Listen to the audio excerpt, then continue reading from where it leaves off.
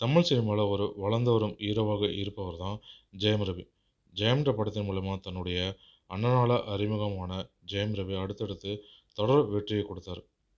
இதன் மூலமா தமிழ் சினிமால ஒரு நிலையான அந்தஸ்தையும் பெற்ற நடிகராக உயர்ந்தார்.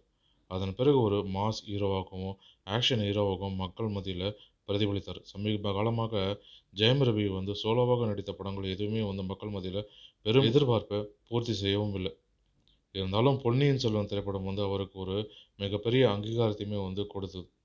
அதுவும் ஒரு மல்டி ஸ்டார் படம்ன்றதுனால ஜெயம் ரவி மட்டுக்கும் கிடைத்த வெற்றின்னு சொல்ல முடியாது. அதில் நடித்த அனைத்து நடிகர்களுக்குமே கிடைத்த வெற்றின்னு தான் இது சொல்ல முடியும்.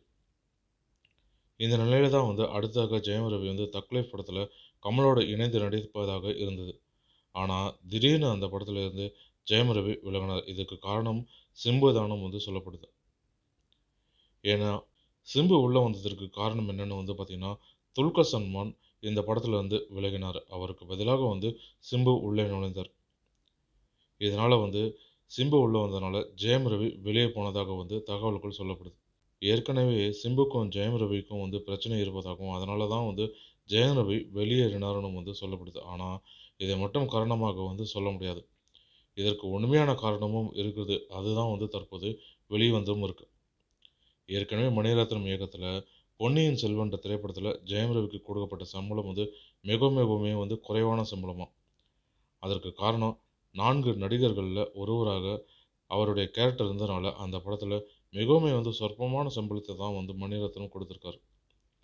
அதற்கு பிறகு தக்லைஃப் படத்துல பொன்னியின் செல்வன் கொடுக்கப்பட்ட சம்பளத்தை விட பாதியாக கொடுக்க முன் வந்தாராம் மணிரத்னம்.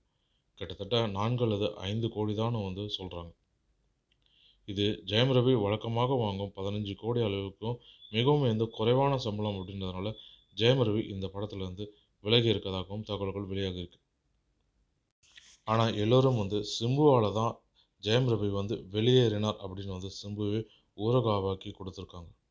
மேலும் இது போன்ற தமிழ் சினிமா தொடர்பான சுவாரஸ்யமான தகவல்களுக்கு அருண் தமிழ் சினி கலாட்டா யூடியூப் சேனலை பார்க்கவும். நன்றி, வணக்கம்.